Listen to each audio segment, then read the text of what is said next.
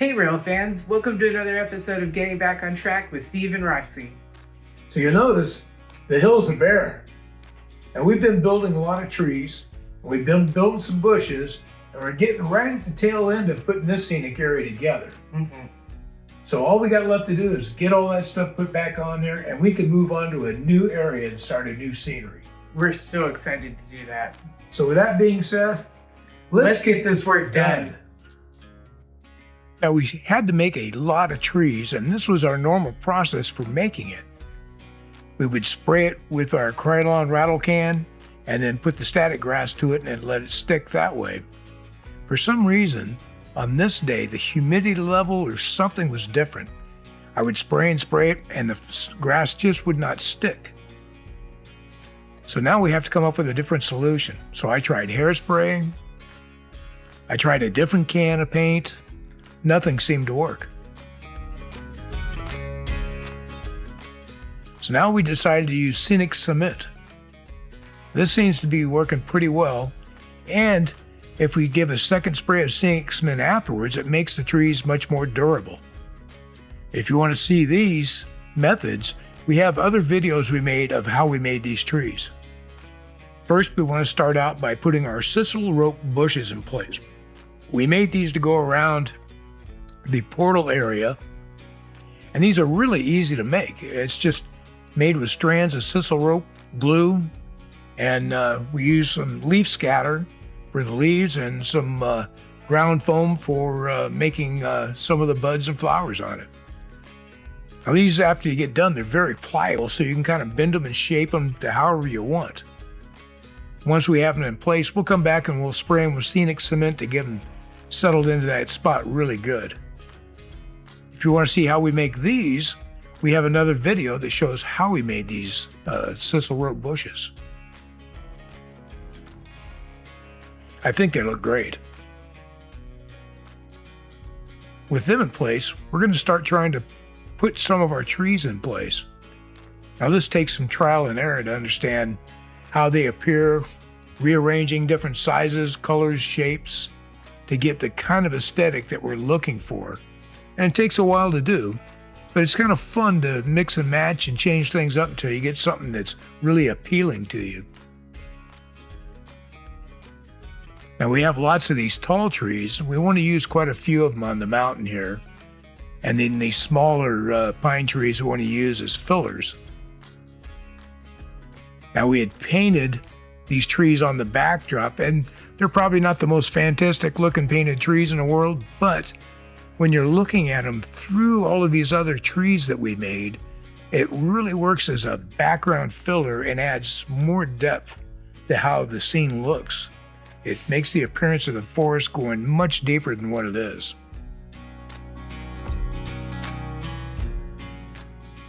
I think this mountain's going to look fantastic when I finally decide exactly where I want these trees all to be. But it's coming together nicely.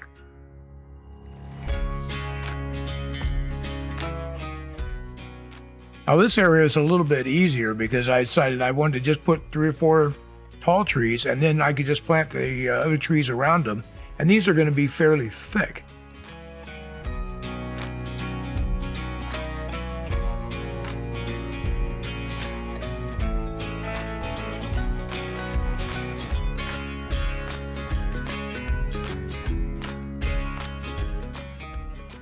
And of course this lower area, we already had all the trees in place previously, so now we're just using our different trees to make it something that's appealing and looks right to us.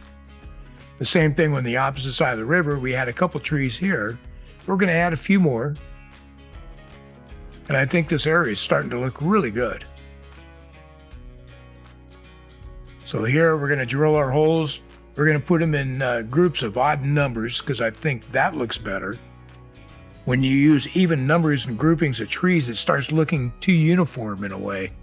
For some reason, an odd number of trees doesn't make that a uniformity at all.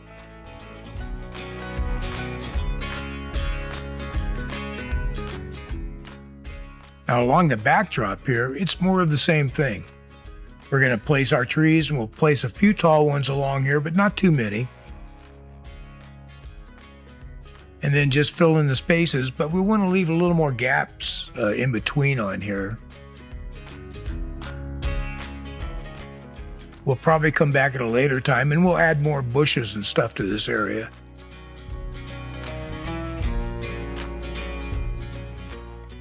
But I think it's filling in pretty nicely.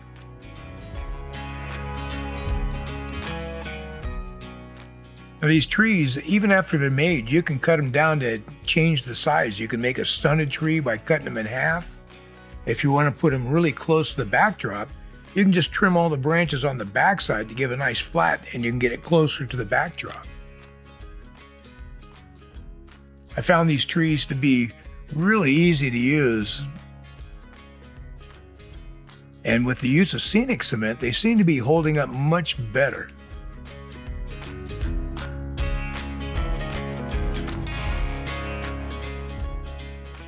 Now the big consideration here as I'm placing the trees is I want to make sure the webcams that we've been using during our live events, we're going to make sure the trees don't block the great views we have down the tracks. I have raised the webcam just a little bit, but I still need to be aware of trees placement down in the lower area and across the back so as not to block any of the view. Now here we're going to use quite a few tall trees and then a filler along the back with the shorter trees.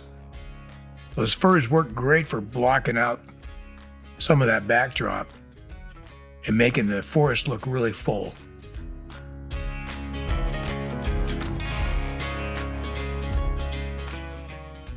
Now, of course, this area, this is where I was really concerned about making the block with the trees of our webcam view. So we're going to place more trees on around the corner, keep the tall trees off to one side where they kind of hide the post that's out there in the middle.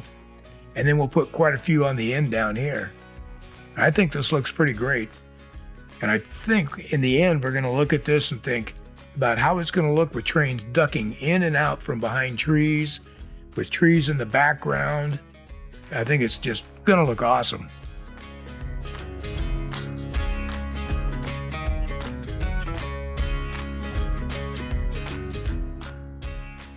So let's try out some trains then. So this is our new favorite Southern Pacific logo. Runs great. And it looks really good running along our tracks.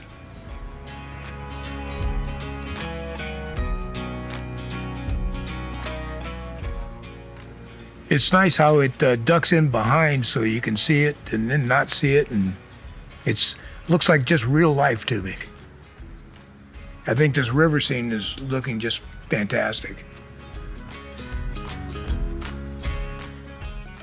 Now this side previously had no trees at all. So it's really good to see something happen on this side, and it looks like more of a finished layout. I think everything came together really well over here. Just enough trees to keep it interesting, but not so much it blocks out the views.